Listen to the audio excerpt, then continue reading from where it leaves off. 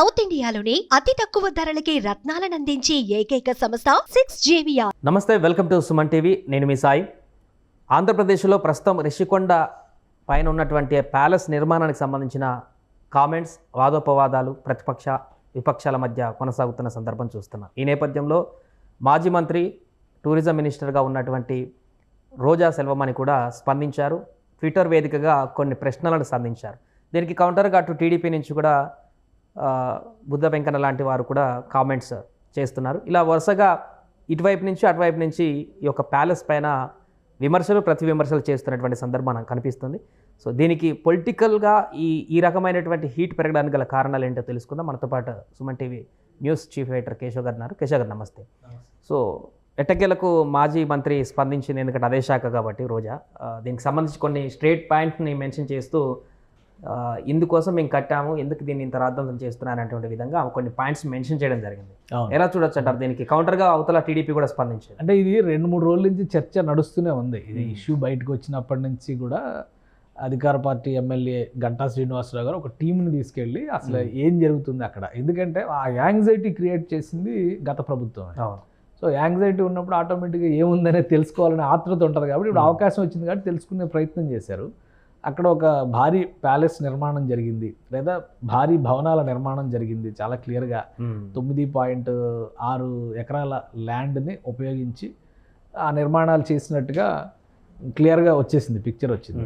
But ఇప్పుడు సమస్య ఏంటంటే అది జగన్ గారి భవనాలని ఎవరు చెప్పట్లా, లేదా జగన్ గారి ఆస్తి అని కూడా ఎవరు చెప్పట్లా. ప్రభుత్వ ధనం దుర్వినియోగం, అంటే ప్రజాధనం దుర్వినియోగం అయిందనే దాని మీదే ఎక్కువ చర్చ నడుస్తుంది. 450 కోట్లు 500 కోట్లు ఖర్చు పెట్టి అంత భారీ భవనాన్ని నిర్మించాల్సినటువంటి అవసరం అక్కడ ఉందా లేదా అనేది ఫస్ట్ క్వశ్చన్, ప్రైమరీ క్వశ్చన్. తర్వాత అందులో ఉపయోగించినట్టు ఒకవేళ 450 కోట్లు కట్టచ్చు. ఇప్పుడు సెక్రటేరియట్ బిల్డింగ్స్ కట్టినప్పుడు దాదాపు 800 కోట్లు ఖర్చు చేసింది గత ప్రభుత్వం కూడా. సో ఆ తర్వాత అంచనాలు కూడా పెరిగినాయి. తర్వాత వీళ్ళు కూడా విమర్శించారు, ఎస్ఎఫ్టీ 3,000కి 6,000కి 10,000కి పెట్టి మీరు కట్టారని చెప్పని రకరకాల విమర్శలు చేశారు. బట్ అది పబ్లిక్ పర్పస్ సర్వ్ చేస్తుందా లేదా అనేది, దానిలో విలాసమైనటువంటి వ్యవస్థలు ఏమైనా ఉపయోగించారా అనేది మనం ఆలోచించాల్సినటువంటి అంశం. ఇక్కడికి వచ్చేసరికి ఒక బాత్ టబ్బు 30 లక్షలు, కమోడు 12 లక్షలు, మసాజ్ సెంటర్లు కూడా దానిలో మసాజ్ సెంటర్లు, కూర్చున్న చోట నుంచే బటన్ నొక్కితే కర్టెన్స్ ఓపెన్ అవుతాయి. సో ఇట్లాంటి ఏవైతే విలాసవంతమైనటువంటి భవనం, జాతీయ మీడియా కూడా దాని మీద కామెంట్స్ చేసింది. సద్దాం హుస్సేన్ ప్యాలెస్లో ఎలా అయితే హంగులు ఆర్భాటాలు ఉన్నాయో, ఇప్పుడు ఆయన సొంత డబ్బులతో కట్టుకున్నారనుకోండి, ఎవరు వెళ్ళి చూడాల్సినటువంటి అవసరం ఉండదు. ఇప్పుడు ఆయన ఉంటున్నటువంటి తాడేపల్లి ప్యాలెస్లో లేదా తాడేపల్లి ఇంట్లో ఎటువంటి వ్యవస్థలు ఏర్పాటు చేసుకున్నారో ఎవరు అడగట్లేదు కదా. బెంగళూరులో కూడా అప్పట్లేదు ప్యాలెస్. బెంగళూరులో లోటస్ పాండ్లో, తాడేపల్లిలో 3 చోట్ల చాలా భారీ భవనాలు కట్టారు. అందులో లోపల ఇంటీరియర్స్, లోటస్ పాండ్ భవనాలు అయితే అందులో 20 రూమ్లో 30 రూమ్లో ఉంటాయి. ఎవరు వచ్చినా కానీ, అంటే వాళ్ళ పెద్ద కుటుంబం పెద్దది కాబట్టి ఎవరు వచ్చినా అక్కడ బస చేసేలాగా రాజశేఖర రెడ్డి గారు ఉన్నప్పుడే ఆ నిర్మాణాలు ప్రారంభించారు కాబట్టి, సో అన్ని అవసరాలకు అనుగుణంగా అది నిర్మాణం చేశారా అన్నారు. ఎవరు పెద్ద పట్టించుకోవాలి, లోపల ఏముందో కూడా ఎవరు చూడలా. గాలి జనార్దన్ రెడ్డి అరెస్ట్ అయినప్పుడు, ఈడీ సిబిఐ సోదాలు చేసినప్పుడు ఆయన ఇంట్లో బంగారు కమోడ్ ఉందంట, బంగారు ప్లేట్లు స్పూన్లు ఉన్నాయంట, వాటితో తింటారంట అన్నప్పుడు అందరూ జనం యాంగ్జైటీగా చూశారు. ఎందుకంటే సహజ వనరులను కొల్లగొట్టి ఇన్ని 100 కోట్ల రూపాయలు 1000 కోట్ల రూపాయలు దారి మళ్లించారనే ఆరోపణలు ఎదుర్కొంటున్నటువంటి వ్యక్తి ఇల్లు ఎలా ఉంటుంది అనేది ఒక ఆసక్తి ఉంటుంది. అన్ని కేసులు ఎదుర్కొని అంత జరిగినా కూడా ఆయన కూతురు పెళ్లి చేసేటప్పుడు 500 కోట్లు ఖర్చు పెట్టి వివాహం చేసేది అనేది కూడా, అది కూడా పెద్ద వార్త అయింది కదా. సో బంగారు కిరీటం తీసుకెళ్లి వెంకటేశ్వర స్వామికి ఇచ్చారంటే కూడా ఒక వార్త అయింది. అదంతా ఎందుకని ప్రైవేట్ ప్రాపర్టీ కింద మనం చూసాం కాబట్టి అదొక న్యూస్ కింద మాత్రమే చూసాం. ఇక్కడ పబ్లిక్ ప్రాపర్టీని, పబ్లిక్ ధనాన్ని, ప్రజాధనాన్ని ఉపయోగించి కట్టినటువంటి నిర్మాణంలో ఇన్ని రకాల ఆకర్షణలు ఎందుకు పెట్టారు అనేది చర్చ. ఇప్పుడు రోజా గారు కొన్ని కామెంట్స్, వరుసగా చాలా ప్రశ్నలు పెట్టారు.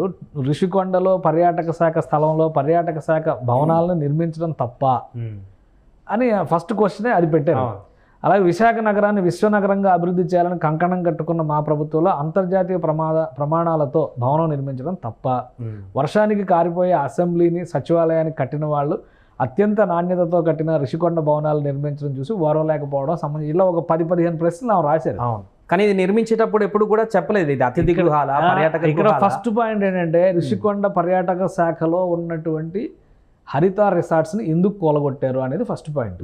కూలగొట్టిన తర్వాత కట్టారు కదా ఇది. సో అది కూలగొట్టి ఇది కట్టాల్సినంత అవసరం ఇంకెక్కడ విశాఖలో ప్రభుత్వ స్థలాలు లేవా, ఎందుకు ఈ ప్రాంతాన్ని ఎంపిక చేశారు, దీని మీద ఏమైనా క్లారిటీ ఇవ్వగలరా? ఇంతవరకు ఇవ్వలేదు. కోర్టులు అడిగితే కూడా చివరికి చాలామంది వెళితే కేసులు పెట్టారు. సిపిఎం అలానే తెలుగుదేశం, జనసేన ఈ పార్టీల నాయకులు అందరూ కూడా అసలు అక్కడ ఏం జరుగుతుందో చూడాలి అని వెళితే కూడా కేసులు పెట్టారు. ఏదైనా ప్రభుత్వం ఒక నిర్ణయం తీసుకునేటప్పుడు అధికారికంగా జీవో రిలీజ్ చేస్తే అది పబ్లిక్ డొమైన్లో ఉంటే ఎవరికీ సందేహం ఉండదు. గతంలో చంద్రబాబు నాయుడు ప్రభుత్వం ఉన్నప్పుడు జీవో ఐఆర్ని మెయింటైన్ చేసేవాడు. మీరు ఆన్లైన్లో వెబ్సైట్లోకి వెళ్ళి కొడితే కాన్ఫిడెన్షియల్ వ్యవహారాలకు సంబంధించినవి కానివి అన్నీ కూడా జీవోలు పబ్లిక్ డొమైన్లో వచ్చాయి. ఈవెన్ అమరావతి మాస్టర్ ప్లాన్ ఇట్లాంటివన్నీ కూడా పబ్లిక్ డొమైన్లో వచ్చినాయి. ఇక్కడ ఏది పబ్లిక్ డొమైన్లో రాలేదు కాబట్టి జనంలో అంత యాంగ్జైటీ ఉంది. ఇప్పుడు దీనికి సమాధానం ఇచ్చారు కదా తెలుగుదేశం లీడర్ ఇప్పుడు బుద్ధా వెంకన్న, మీరు వర్షంతో కారిపోయేటువంటి అసెంబ్లీ అన్నారు, 5 సంవత్సరాలు అదే అసెంబ్లీలో మీరు ఎలా కూర్చున్నారు, అదే సెక్రటేరియట్లో మీరు ఎలా కూర్చున్నారు, సమాధానం చెప్పండి అని అడుగుతుంది. మరి సమాధానం చెప్తారు. ఒకవేళ ఇప్పుడు కారిపోవడం అనేది సహజం. ఒక పెద్ద నిర్మాణం జరిగినప్పుడు మన ఇల్లు కట్టుకున్నప్పుడు కూడా అన్ని రెడీ అంతా ఓకే బాగుంది అనుకున్నాడు, వర్షం కొట్టినప్పుడు జల్లు కొట్టినప్పుడు ఏదో ఒక విండోలో నుంచో ఇంకో దగ్గర నుంచో వాటర్ లీక్ అవ్వడం, పైపులు డ్యామేజ్ అయినప్పుడు లీక్ అవ్వడం సహజం. దాన్ని రిపేర్ చేస్తాం, అంతటా సమస్య సాల్వ్ అయిపోతుంది. అదేదో జీవితకాల సమస్య అన్నట్టుగా ఇది ప్రజలకు సంబంధించినటువంటి 500 కోట్ల రూపాయలని మీరు ఈ విధంగా కడుతున్నారనేటువంటి విషయంలో మీరు అసలు ఎలాంటి ప్రణాళికని ప్రజల ముందర పెట్టారనేది ఇంపార్టెంట్. పోనీ అంత పర్యాటక భవనాలంటే అది పర్యాటక భవనాల్లో ఉన్నాయా, రెసిడెన్షియల్ కాంప్లెక్స్ లాగా ఒకటి ఉంది, ఆఫీస్ వ్యవహారాలు చూసేటువంటిది ఇంకొకటి ఉంది. సో ఇది పెద్ద కన్ఫ్యూజన్ రాజకీయంగా ప్రజల్లో కూడా చర్చనీయాంశం అవుతుంది. జాతీయ మీడియా కూడా ఆసక్తి చూపించడానికి ప్రధానమైనటువంటి కారణం అవుతుంది. సో దీన్ని ఏ విధంగా సమర్థించుకోవాలో అర్థం కాక ఆల్రెడీ ఆయన చెప్పారు, అమర్నాథ్ గారు, మాజీ మంత్రి అమర్నాథ్ గారు ఏం చెప్పారు, రాష్ట్రపతి వస్తే ఇక్కడ కూర్చోడానికి, ప్రధానమంత్రి వస్తే అక్కడ eastern naval command head quarters నాయన, ఈస్టర్న్ నేవల్ కమాండ్ హెడ్ క్వార్టర్స్లో INS డాగా అని ప్రత్యేకంగా లాస్ట్ టైం ఆయన ప్రైమ్ మినిస్టర్ వచ్చినప్పుడు పవన్ కళ్యాణ్ వెళ్ళి మీటింగ్ అయ్యారు కదా, భేటీ అయ్యారు కదా. సో అక్కడ ఉన్నది ఆయన INS డాగాలోనే. తర్వాత నేవల్ గెస్ట్ హౌస్ ఉంది, చాలా పెద్ద గెస్ట్ హౌస్ ఉంది అక్కడ నేవీది. సో అవి అంటే ఒకవేళ పాతబడి ఉంటే ఆధునికీకరించడం వేరు, అలా కాకుండా మేము కొత్త భవంతిని నిర్మిస్తాము, ప్రధానమంత్రి కోసం ఒక అతిథి గృహాన్ని నిర్మిస్తామంటే అది కూడా అందరూ స్వాగతించేవాళ్ళు. అది ముందే చెప్పి ఉంటే అతిథి గృహాల కోసం నిర్మాణాలు జరుగుతున్నాయి అనేటువంటి అధికారిక స్టేట్మెంట్ ఏ సమస్య ఉండదు. మేము విశాఖలో ప్రమాణ స్వీకారం చేస్తాము, సీఎం క్యాంప్ ఆఫీస్ అవుతుంది, 3 మెన్ కమిటీ అని ఒక కమిటీ వేశారు. దానిలో ఆ కమిటీని హెడ్ చేసింది ఒక ఉమెన్ శ్రీలక్ష్మి గారు. ఆ రిపోర్ట్ మొత్తాన్ని తీసుకొచ్చి ఏం చెప్పారు, విశాఖ మొత్తం జల్లెడ పట్టిన తర్వాత ఈ భవనాలు మాత్రమే ముఖ్యమంత్రి కూర్చోడానికి అనువుగా ఉన్నాయని ఒక స్టేట్మెంట్ ఇచ్చారు. సో అంటే అంతా కూడా చాలా ప్రజాస్వామ్య పద్ధతిలో ఉంది అన్నట్టుగా జగన్మోహన్ రెడ్డి గారు ఒక స్టేట్మెంట్ ఇచ్చారు కదా, ఈవీఎంల విషయంలో న్యాయం చేయాలి, అలానే న్యాయం చేసినట్టుగా కనిపించాలి, ప్రజాస్వామ్యం ఉండాలి, ప్రజాస్వామ్యయుతంగా ఉన్నట్టుగా నటించాలి అన్నట్టుగా నిర్ణయం జరిగినట్టుగా ఉంది తప్పితే అది ఒక పర్పస్తో ఈ లక్ష్యం కోసం మేము చేస్తున్నాం అనేటువంటి సంకేతం ఏది ఇవ్వలేదు.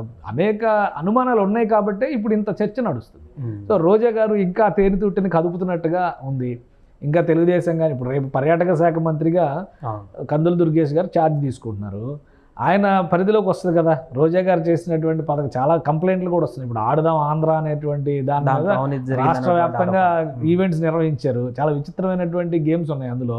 అందరికీ బ్యాట్లు ఇచ్చారు, బాల్ ఇచ్చారు, 20 రూపాయల బాల్ 200 రూపాయలు బిల్ వేశారని చెప్పని కంప్లైంట్ పెట్టారు. 100 కోట్ల దుర్వినియోగం జరిగిందని చెప్పని అంటున్నారు.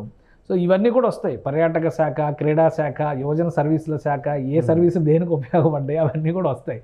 కాబట్టి ఆ క్రమంలోనే రోజా గారు ఈ స్టేట్మెంట్లు అన్నీ ఇస్తున్నట్టుగా ఉంది. తెలుగుదేశం నాయకులు ఆల్రెడీ రియాక్ట్ అయ్యారు. మినిస్ట్రీ నుంచి రియాక్షన్ ఏ విధంగా వస్తుందనేది మనం చూడాలి. మినిస్ట్రీ కనుక, ఎందుకంటే ఇప్పుడు శాఖలో జరిగినటువంటి అన్ని అంశాల మీద నాదెండ్ల మనోహర్ గారు వెళ్ళి తెనాలిలో ఉన్నటువంటి గోడౌన్స్ని తనిఖీ చేస్తేనే కిలో కందిపప్పు అని పెట్టిన ప్యాకెట్లో 900 గ్రాములే ఉంది, 920 గ్రాములే. అంటే ప్రతి ప్యాకెట్లో ఒక 100 గ్రాములు 80 గ్రాములు సేవ్ చేస్తున్నారంటే అది ఎంత పెద్ద స్కామ్ అవుతుందో చూడండి. ఇంకోటి ట్రాన్స్పోర్టేషన్ మీద భారీ బిల్లింగులు జరిగినాయి అంటున్నారు. అంటే రాయలసీమ కర్నూలు ప్రాంతం నుంచి విశాఖలో లేదంటే శ్రీకాకుళానికో విజయనగరానికో సప్లై చేశారు. ఇక్కడి నుంచి అక్కడికి ట్రాన్స్పోర్ట్, అంటే ఆ సమీప ప్రాంతాల్లో ఎక్కడ కూడా కందిపప్పు సేకరించడానికి ప్రభుత్వానికి వ్యవస్థలు లేవా? ఇక్కడి నుంచి అక్కడ దాకా వేయడం వల్ల ఏంటి, ట్రాన్స్పోర్ట్ ఛార్జెస్ పేరుతో అక్కడ నిధులు దుర్వినియోగం జరిగింది, లేదా ఎవరి జేబుల్లోకి వెళ్ళినాయి అనేటువంటి అనుమానాలు. వీటన్నిటి మీద కూడా కేసులు ఫైల్ చేస్తూ ఉంటారు. ఇది ఒక పెద్ద భారీ స్కామ్ అంటున్నారు. అలాగే టూరిజం శాఖకు సంబంధించినటువంటి భవనాల మీద, అలానే క్రీడా శాఖ తీసుకొచ్చినటువంటి ఈ పరికరాల మీద, వాటి మీద జరిగినటువంటి ఆడదాం ఆంధ్ర లాంటి వాటి మీద కంప్లైంట్లు కూడా ఫైల్ అయినాయి. సో దాని మీద మినిస్ట్రీ ఏ విధంగా రియాక్ట్ అవుతుంది అనేది ఇంపార్టెంట్. తెలుగుదేశం నాయకులు, జనసేన నాయకులు ఎన్కౌంటర్ చేసుకుంటారు. బట్ ఇవన్నీ కూడా రాజకీయంగా జరిగేటువంటి వ్యాఖ్యానాలుగా మనం చూడాలి. ఆన్ పేపర్ ఏముంది, ఆన్ పేపర్లో ఉన్నటువంటి లోపాలేంటి, అవి కేసులుగా కన్వర్ట్ అయ్యే అవకాశాలు ఉంటే నిజంగా అక్కడ నిధులు దుర్వినియోగం జరిగితే కనుక నిధులు దుర్వినియోగం జరిగినా నిధులు దారి మళ్లించినా కానీ తగిన చర్యలు తీసుకోవాల్సినటువంటి అవసరం ఉంది. ఎందుకంటే ప్రజాధనం ఒక్క రూపాయి కూడా ఎవరు ముట్టుకోవడానికి వీలు లేదు కాబట్టి దానికి అనుగుణంగా చర్యలు తీసుకుంటారని మనం ఆశించవచ్చు. Right sir. సో మొత్తానికి అది ప్రస్తుతం రిషికొండ ప్యాలెస్కు సంబంధించి పొలిటికల్ హీట్ అయితే ఇంకా కొనసాగుతుంది. ట్విట్టర్లో తాజాగా మాజీ మంత్రి రోజా స్పందించడం, దానికి టీడీపీ నేత బుద్ధ వెంకన్న కామెంట్ చేయడం, ఇలా ఒక్కొక్కరుగా ఇంకా దీనికి సంబంధించి అటు వైసీపీ పార్టీ నుంచి కానీ టీడీపీ ఇతర పార్టీల నుంచి కానీ జరుగుతున్నటువంటి ఎన్కౌంటర్ ప్రక్రియ అయితే కొనసాగుతుంది. ఇది ఇంకా రాను రాను ఎంత దూరం వెళ్తుందో చూడాలి. సుమన్ టీవీలో మీ పర్సనల్ అండ్ బిజినెస్ ప్రమోషన్స్ కోసం కింది నెంబర్కి కాంటాక్ట్ చేయండి.